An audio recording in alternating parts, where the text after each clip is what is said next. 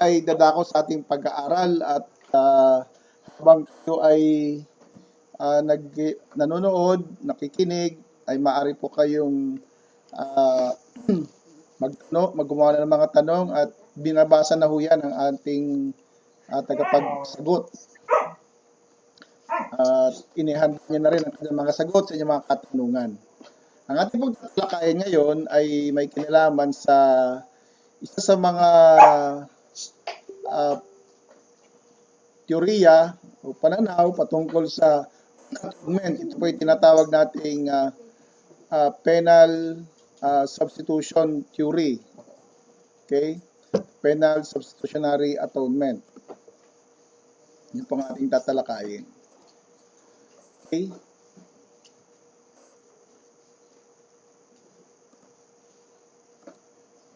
So, isa po sa mga mahalagang ating pong mabanggit na ay ang mga ilan sa attributes ng Diyos na bahagi sa ating pinag-aaralan. Una nga dito ang Diyos bilang pag-ibig. Yan po ay mga kalikasan ng Diyos, katangian ng Diyos ang pagiging pag-ibig niya. Ang Diyos ay banal, no? Ang kabanalan ng Diyos, yan po ay katangian niya yan noon pa, bago pa magkaroon ng mga nilalang. Sa katunayan, sa langit ay patuloy na binabanggit ang tatlong kataga doon, Holy, Holy, Holy. Yan po ay nagbibigay kaluwalhatian sa Diyos.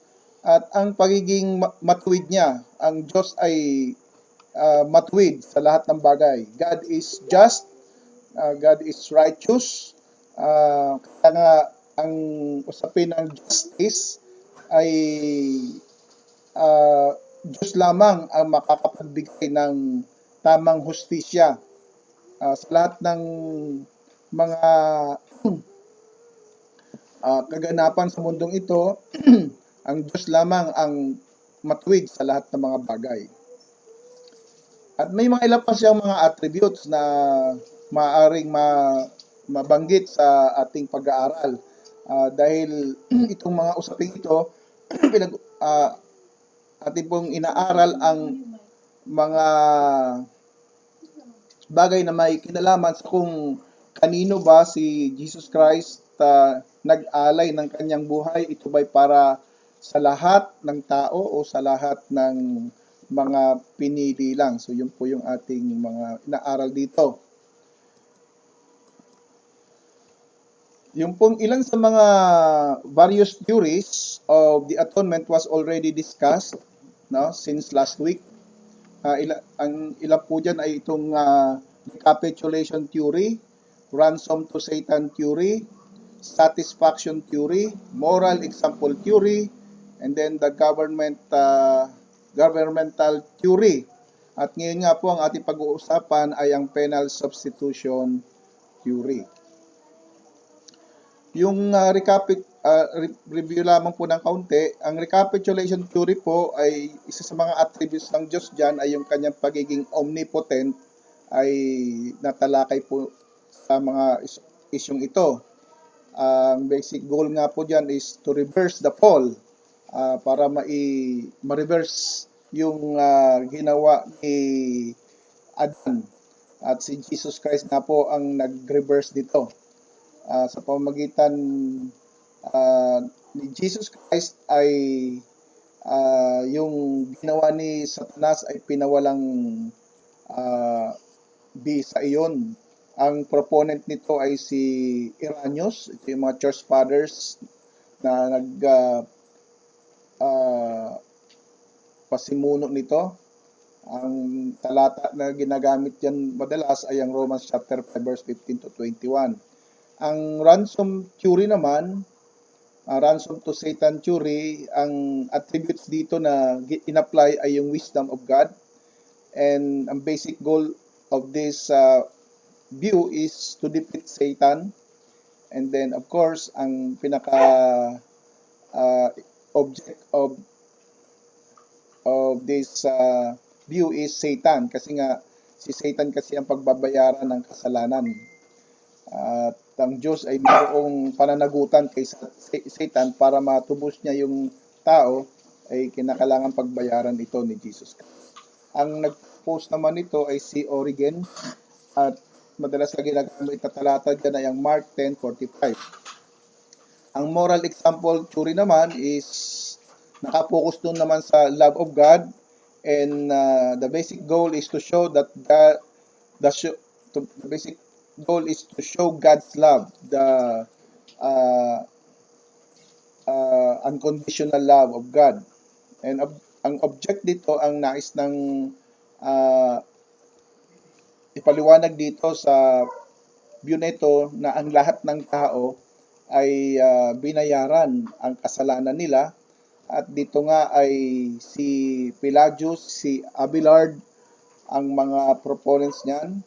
Ang Romans chapter 5 verse 8 and 5:17 to 19 ang ginagamit ng madalas na talata diyan. At yung satisfaction theory, na mayroong necessary satisfaction saka optimal satisfaction, the majesty and the mercy attributes of God ang madalas na pinopokus dito. Dito ay para bayaran ang kasalanan at maibalik ang makasalanan sa Diyos. Ang pinaka sentro ng usapin dito ay ang Diyos at ang sangkatauhan. Si Anselm at si Aquinas ang proponents nito. At yung talatang 1 John 2:1 sa Luke 19 verse 10 ang usually nagagamit yan.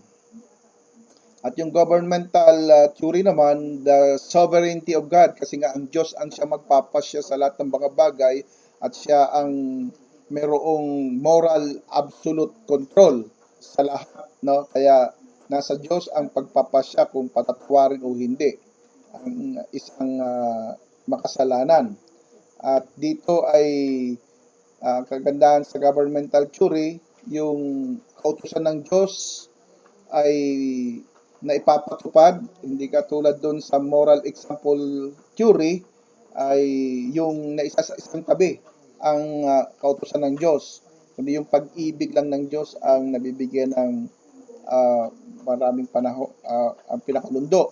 At ang pinaka-object dito sa governmental theory is that yung God and humanity.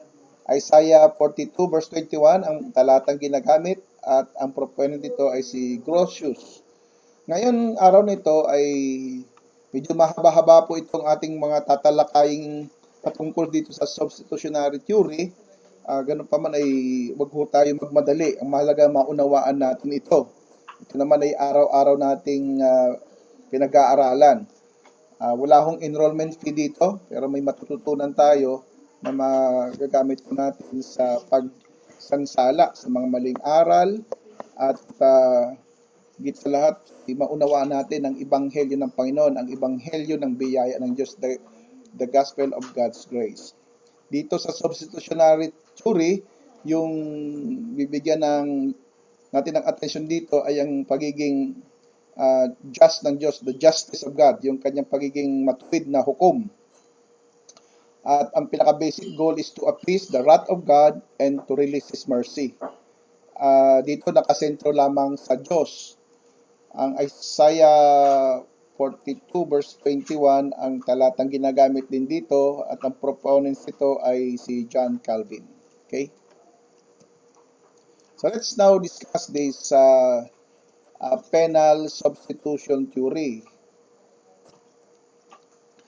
Sa mga pinag-aralan natin ay halos maisa-summarize lang natin sa tatlong mga theories yun. Sa aking mga nasa liksik ay ito'y umaabot pa ng 9 at maaring humigit pa sa 9.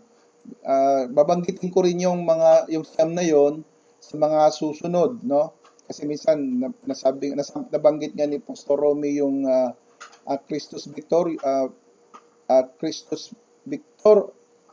yung Christus Victor ay naipapalagay na yun ay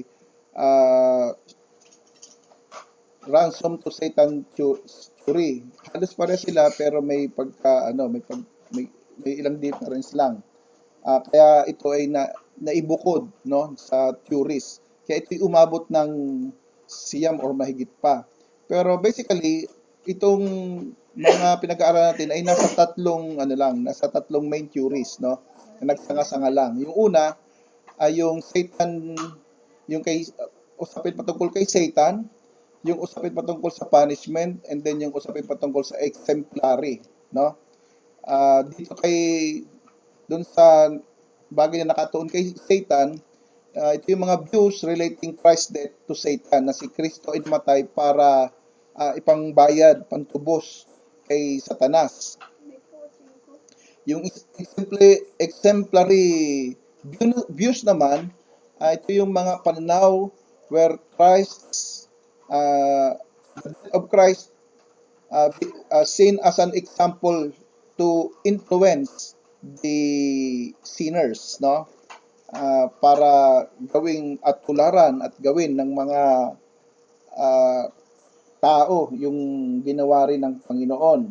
So this is more on example ni Jesus Christ. While yung isa is focused on the punishment. Views owing to God's justice and substitution. So, yung kay Satan at yung exemplary, na-discuss na natin yan. May mga nagsanga-sanga pa dyan, hindi ko na naitalakay yung iba. Ngunit ngayon ay magka-focus tayo sa huli, yung punishment, na kung saan ang pinaka-sentro ng usapan natin ay ang Diyos, no? Yung kanyang paghatol.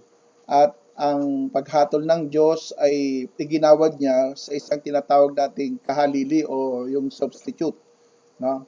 Minsan ginagamit nilang term dito yung vicarious, no? The vicar.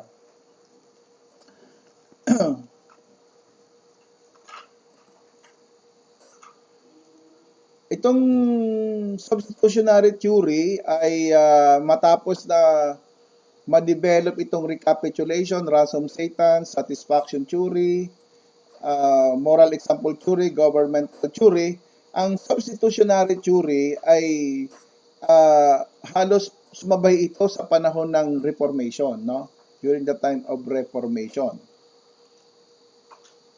So makikita po natin dito sa screen natin yung sa tabi ng satisfaction theory. Halos doon kinuha yung theory ng satisfaction. Hindi kinuha sa governmental, moral, ransom, and recapitulation. Ito ay nagmula sa satisfaction theory na kung saan ilan sa mga reformed theologians ay naniniwala sa satisfaction theory. Ngunit ito ay nagkaroon ng sasaliksik pa, pag-aaral pa, at ito'y naging substitutionary theory. Okay? So, yun po yung mixing background yan. So, what is substitutionary theory? Ang paniniwala nito is that the atonement is made on the cross when Christ vicariously bore the exact penalty of His people, therefore placating the wrath of God and satisfying His righteousness.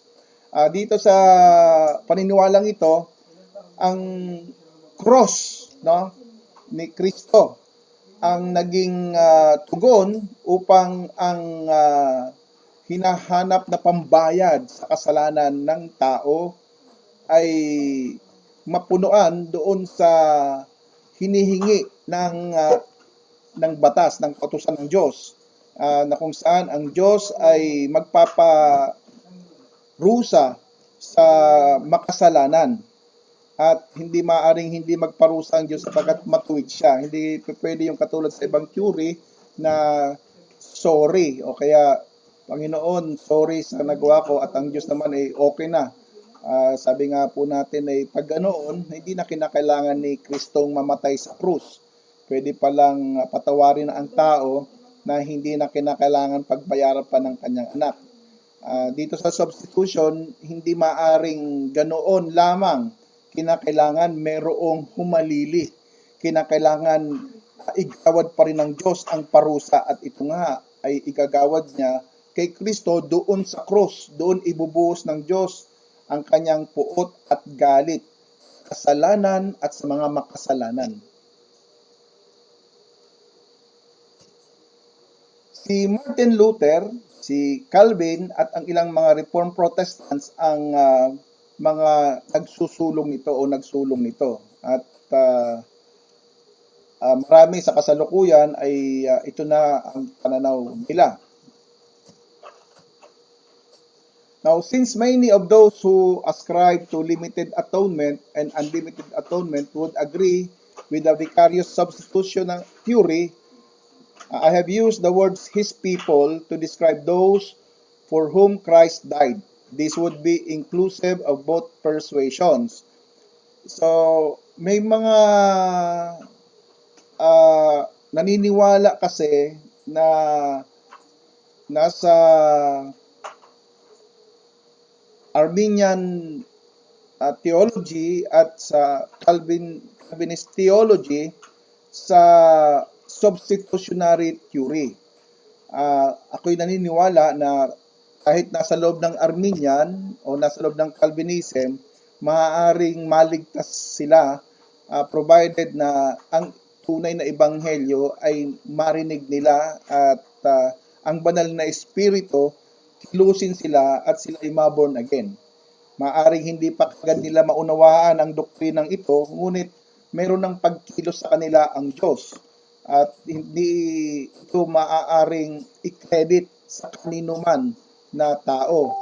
Arminian ka man, Calvinist ka man, or ano man ang iyong theological persuasion, for as long as the gospel was preached and the Holy Spirit regenerate that sinner, he belongs to his people, to God's people.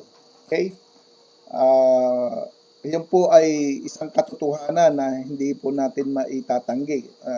Sa mga extreme lang kasi talaga, ang kanilang pananaw, kapag ikaw ay Arminian, hindi ka saved. Pag ikaw ay Calvinist, hindi ka saved. Ganun ang kanilang pananaw. Pero sa biblical na katruan, kahit ano ang iyong theological persuasion, for as long the gospel was preached, the true gospel, kasi ibang gospel lang eh. Kaya nililinaw natin itong mga katruang ito dahil merong ibang ebanghelyo na parang ebanghelyo ang sinasampalatayanan at sila'y nag-a-assume na sila ay Kristiyano na o ligtas na o na-born again na. Sa katunayan, hindi pa pala sila na-born again, kundi nag-born again lang sila. And they are not part of God's people. Hindi sila pabahagi ng bayan ng Diyos at lalong-lalo na hindi sila bahagi doon sa tinatawag nating Universal Church of Christ. So, yun lang ay nililinaw ko dyan, no? Now, let me show this picture so that we can have a clear understanding of what we are talking about. First is, we begin with God, no? Mag-umpisa tayo sa Diyos. That God is a righteous God. Ito nga yung isa sa mga kalikasan ng Diyos, katangian ito ng Diyos, or attribute ng Diyos, yung kanyang pagiging matuwid. God is a righteous God who must be propitiated in order to forgive sins, no? Yan ay kinakailangan na mabigyan ng maapis. Hindi angkop yung salitang maapis, kundi mas angkop talaga yung salitang must be propitiated, no? Na lahat ng mga bagay na magbibigay ng kapayapaan sa Diyos ay kinakailangan matugunan ito.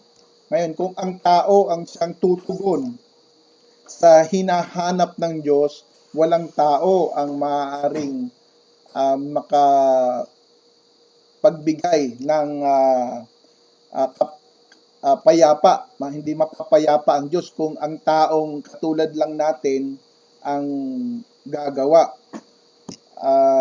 Dito ay papasok ngayon ay kung ang tanong na sino ang maaring makapagpayapa sa ginawang pagkakasala ng sangkatauhan. Diyan pumapasok ngayon ang tinatawag nating mediator. Walang iba kundi the righteous one or the righteous man, and at the same time holy God, no? This is a unique person in the entire universe. He is a unique person. Siya lang ang mayroong ganitong pagka-persona na tao at Diyos. Ang kanyang pagkatao at pagka-Diyos ay napagsama sa isang persona, no? Kasi pag ginawa natin dalawang nature, magiging dual nature siya. Isang nature lang mayroon si Jesus Christ. He has only one nature. Hindi natin pwedeng gawing dalawang nature. Isang nature lang siya. And that is a unique person in the entire universe. And sometimes naghanap ang mga theologians ng angkop na salita dito, at ang ginamit nilang salita ay yung hypostatic union. And sa Christology, mahalaga na mapag-aralan ito, at dito nakasentro ang Diyos at ang tao sa person of Christ. So, si Kristo lamang ang maaaring maging tugon dito sa problema ng tao sa Diyos. So, yung tao at ang Diyos, magkahiwalayan. Pumasok ngayon ang pinaka-solusyon. At alam naman natin, walang tao ang naka-solve sa problemang yan. Dito sa doktrina ng substitutionary theory, yung ang kasalanan ng mga tao ay ipapataw kay Kristo. Igagawad sa kanya ang kasalanan ng tao. Yung kasalanan yon na nagiging dahilan kung kaya ang Diyos ay humihiwalay sa tao. Humihiwalay in a sense na walang ugnayan, no? Kasi ang Diyos naman ay hindi naman pwedeng malayo, o hindi siya theistic God na pagtapos niyang likhain ang mundo, lumayo na siya at nanonood na lang sa nangyayari sa sanlibutan. Hindi siya ganoon, no? We do not subscribe to that kind of theological belief na ang tao ay hiwalay sa Diyos dahil ang Diyos ay lumayo sa tao. Hindi, kasama pa rin natin ang Diyos, no? Nanatili pa rin natin siya kasama. Hindi lang tayo magkaroon ng ugnayan sa Kanya because of this separating factor. Ano yung factor na yon? Yung kasalanan. Yan ang dahilan kung bakit hiwalay tayo sa Diyos. And itong kasalanan ito, dahil sa Panginoong Jesucristo, ito'y kinuha niya, no? Kumbaga, inako niya itong kasalanan ito, at doon sa krus ay doon gagawad ng Diyos ang kanyang pagiging matuwid na hukom. Igagawad niya ang parusa sa kasalanan at mga makasalanan. Okay? Doon niya igagawad. Now, this imputation of sin will be offered to God as an object for punishment, no? Dito ngayon ang Panginoong Jesucristo ay haharap sa Diyos upang maparusahan. Siya ngayon ang magiging substitute nitong mga taong ito. Huwag mo muna natin pag-usapan kung lahat ng tao o ilan sa mga tao lang yan. Pag-usapan lang muna natin itong mga kasalanan ito ay aakuin ni Kristo ang kasalanan, at ito ngayon ay ihaharap sa Diyos, at ang Diyos ang magpaparusa doon sa kasalanan. Dahil matuwid ang Diyos, hindi sa pwedeng hindi magparusa. Hindi pwedeng sabihin ng Diyos, okay, kahit hindi na kayo magsisi, kahit hindi na kayo mag-confess, okay na yan. Hindi ganoon, no? Kinakailangan na walang mag-contradiction doon sa kalikasan ng Diyos. At isa nga sa kalikasan niya ay ang pagiging matuwid, magpaparusa at magpaparusa ang Diyos. And this was accepted by God, no? Ito'y tinanggap ng Diyos, at nung ito'y tinanggap niya, pinarusahan niya ang Panginoong Hesukristo in behalf, no, of men. And that's why forgiveness was given, no? Ipinagkaloob ngayon yung kapatawaran sapagkat ang kasalanan ay naigawad na. Ang idea pong ito, lilinawin ko, unti-untiin ko lang po, ang idea pong ito ay mauunawa natin kung tayo po ay mayroong background sa korte. So ito pong mga term na magagamitin natin are forensic terms, no? Pag sinabi nating forensic terms, ito yung mga lingwaheng ginagamit ng mga investigador sa kaso, ng mga abogado sa loob ng hukuman. Ito yung mga legal terms, in other words, no, na ginagamit upang maunawaan natin yung ating pinag-uusapan. So dapat meron po kayong kaunting background doon upang maging malinaw sa atin itong pinag-uusapan natin. These are all legal, no, legal terms. So tinatawad yan ng Diyos ang mga tao matapos na mapagbayaran na ang kasalanan. Kung kayo po may idea doon sa mga nagbe-bail, di ba? Napapawalang sala o maaring mapalaya ang isang akusado kapag nagbayad siya, no? Mayroong ipapalit na katumbas na kabayaran doon sa kasalanan. So, ganun po yung idea, ano? May ganung idea tayo na dapat nasa isipan natin habang ito pinag-uusapan natin. Wag muna yung emotion lang na parang galit ka. Iniho ganon ang issue dito na ang Diyos ay galit sa makasalanan. Ang galit ang Diyos doon sa paglabag sa kasalanan. Now, it is important to stress the fact that God did not offer Himself as a sacrifice out of necessity or contra satisfaction view. Ito yung against ito sa sa satisfaction theory. He could have left man in the helpless, sinful condition, satisfying his righteousness by allowing man to bear his own penalty. The sacrifice of Christ is a benevolent act of God to placate his own wrath by bearing the burden himself through the person of his Son. Now, mabigat itong sitwasyon na ito sapagkat may kaisipan tayo, di ba, na ang kasalanan ni Pedro ay hindi pa pwedeng ipasa kay Juan, di ba? Na kung si Pedro ang nagkasala, bakit naman si Juan ang parurusahan mo? So yun yung malaking usapin dito. Bakit parurusahan ng Diyos ang anak niya na hindi naman siya ang gumawa ng kasalanan? Matuwid pa yun. Yun ang mabigat actually sa mga theologians, ito ang mabigat na issue pinagtatalunan talaga. Kaya nga, mahaba itong usapin natin pagdating sa atonement kasi ito ang pinaka mabigat na issue sa kasaysayan, no, yung atonement, at marami nga diyan ang hindi ito tinanggap itong doktrinang ito ng biyaya about atonement. Tingnan natin ito sa punto na hindi batay doon sa emotion, kundi batay doon sa kung ano ang hinihingi ng batas. Kaya yung word na ginamit natin diyan ay penal, no? Penal substitution from the word penalty, no? May talagang parusa at yung penalty na yon batay doon yon sa nalabag na anumang kautusan. So yun yung ating issue diyan. So paghambingin natin itong substitution theory tsaka itong governmental theory, kasi ang governmental theory gumamit din siya ng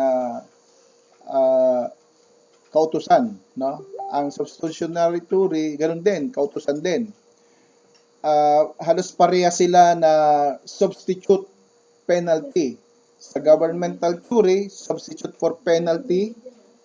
Pero ang substitution theory is substitute penalty. Walang for a, no? Walang for a penalty. Kasi sa governmental theory, maaari kasing magpatawad ang Diyos na hindi na kinakailangan ni Kristong mamatay, no? He is the nominal punishment for sin.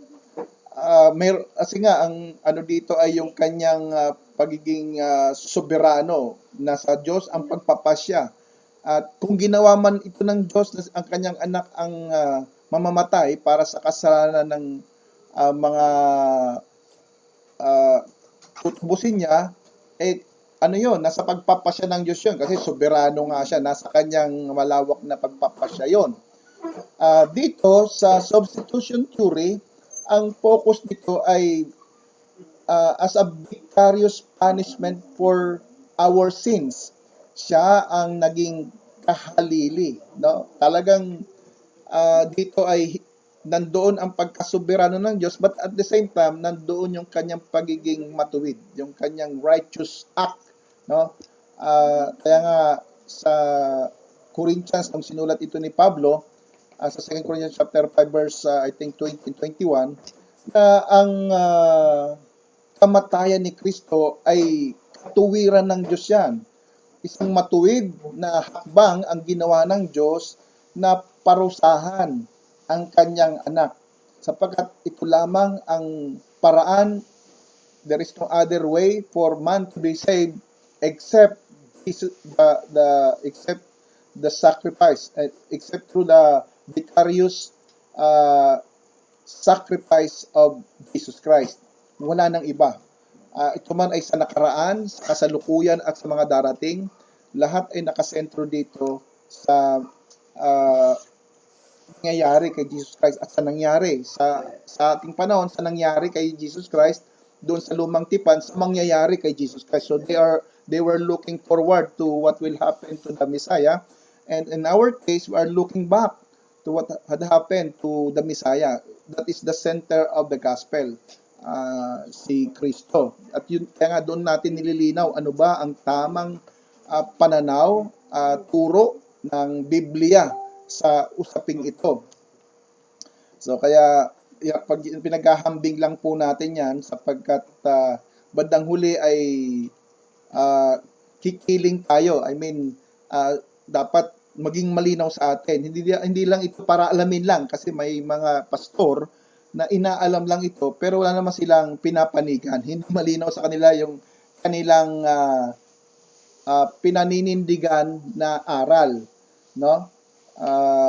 May ganoong mga tagapangaral, tagapagturo. Inaalam lang ito ngunit walang malinaw na tinitindigang aral. So mamaya sa mga susunod na araw ay lilinawin po natin saan ba dapat tayo kumiling o ano ba dapat titindigan natin na katuruan. Pero inaalam po natin ito sapagkat marami sa ating mga kamanggagawa na hindi nila namamalayan, meron pala silang halo-halong mga paniniwala, no? Halo-halo yung kanilang mga paninindigan. Minsan napupunta sila sa iba't ibang mga teorya na hindi na ngayon malinaw kung ano ba talaga ang tamang pananampalataya. So dito nga sa mga pag-aaral natin ay medyo, sabi ko po sa inyo, medyo matagal ito, pero hindi natin na papaabutin sa susunod na linggo. Hopefully matapos natin itong within this week, no? Yung mga terms na napakahalaga, ito yung pag-aralan po natin at magagamit po natin ito sa ating pagkaunawa sa katuruan ito. Una, yung salitang propitiation. Ang term na ito ay nangangahulugan that the act whereby God's righteous wrath is satisfied by the atonement of Christ. Kaya po ito nanggaling doon sa satisfaction theory. Meron na itong idea ng satisfaction theory at nakita ng mga proponents ito na may kakulangan pa yung satisfaction theory, kaya ito ay tinatama, no, tinutuwid at sa kanilang pagsasaliksik, ito ay dapat na maunawaan natin na maging tawagin na substitutionary theory. Okay? And then, pangalawang word is yung imputation. Iba yung salitang amputation. Yun naman ay, ito po yung imputation. Imputed, no? Yung bang naisasalin, no? The term means the transferal of the sin of man to Christ while Christ was on the cross. So in this principle of imputation, the sin, no, tawag ito, yung mga namanang kasalanan ng tao ay ipinasa kay Kristo. Na kung sa pagkapanganak pa natin ay ang term na ginamit dito ni Augustine ay original sin, no? Siya nag-termino nitong original sin.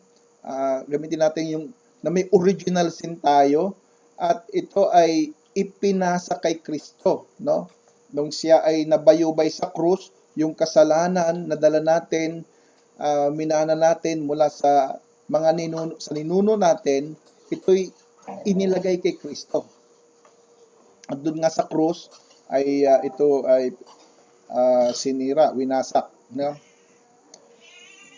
And then yung salitang redemption, no? Literally, yung salitang redemption dito from the word redeem, no? Ang ibig sabihin niyan is to be purchased. The scriptural teaching that God paid a price for man's salvation, redeeming us from sin, no? Yun yung term dito, redemption. Tutubos. Iba yung salitang redemption sa sanglaan, yung nire-redeem. No, parang pag ni-redeem yung alahas mo sa sanglaan, ay babayaran mo yon at yung bayad nandun na sa sanglaan. Itong kaisipang ito, ang ginamit nung ransom to Satan theory na tinubos daw tayo kay Kristo. Parang ang idea kasi nakasangla tayo kay Satanas at tinubos tayo ni Kristo. Kung kaya ay nakuha na yung tao, naibalik na sa Diyos. Kung i-analyze po natin yun, may malaking problema yun kasi ang tanong mo doon, ano ang pinambayad ni Kristo at ano ngayon ang ginawa ni Satanas doon sa ipinangbayad sa kanya, no?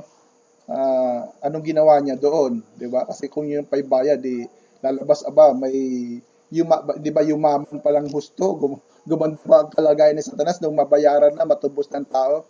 Maraming mga katanungan na maaaring hindi masasagot ng ransom to Satan theory.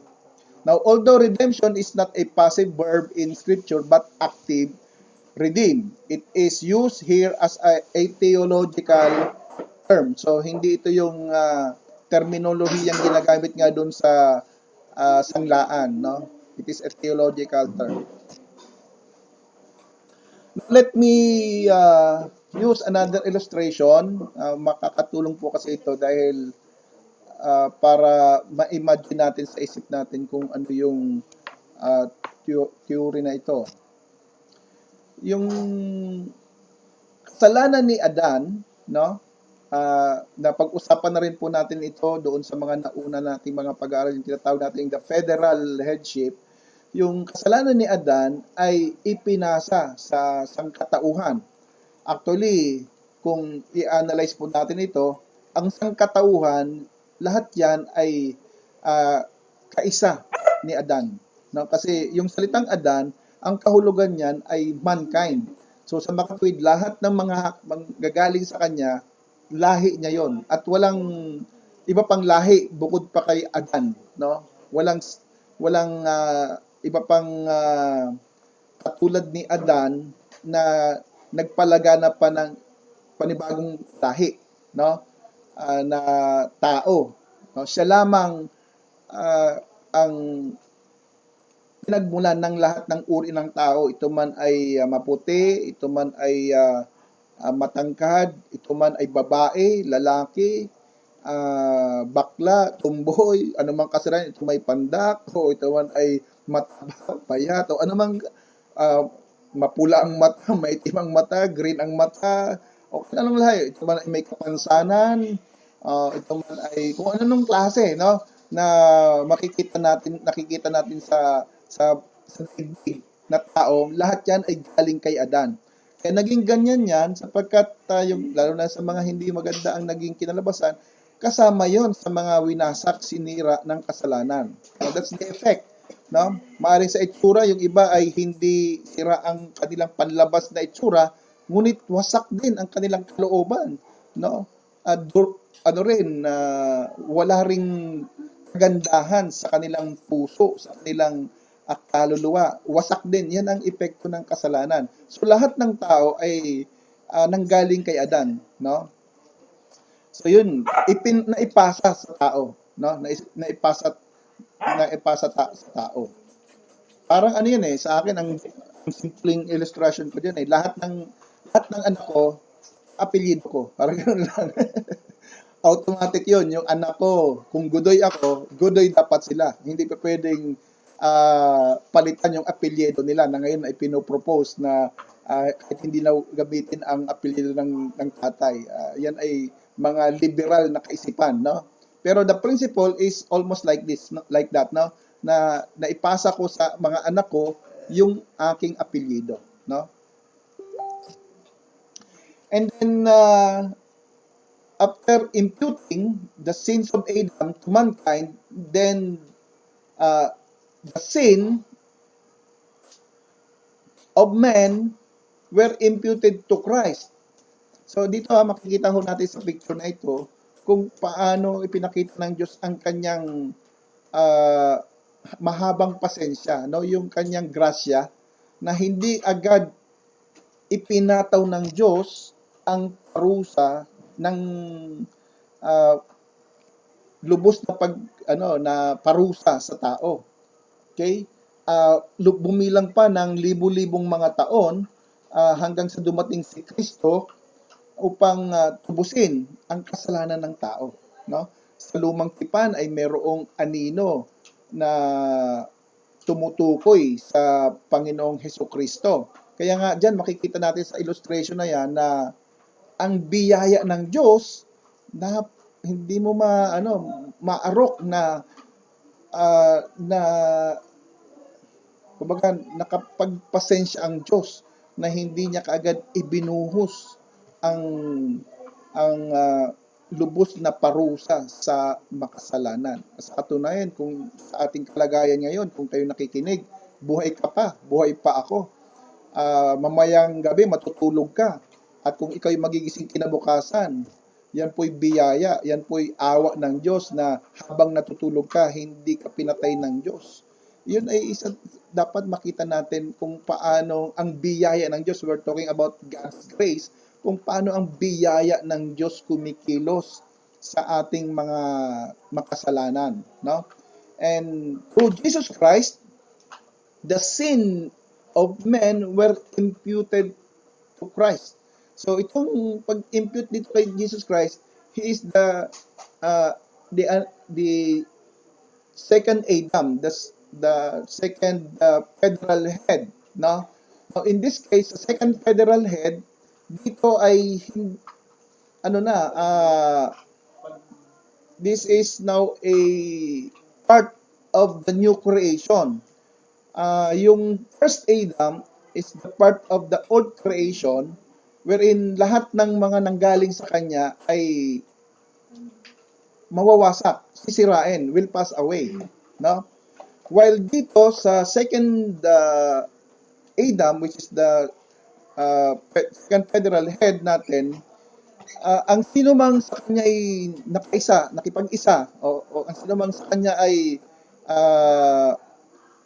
dinala ng Diyos, sila ngayon ay mapapabilang sa tinatawag nating new creation.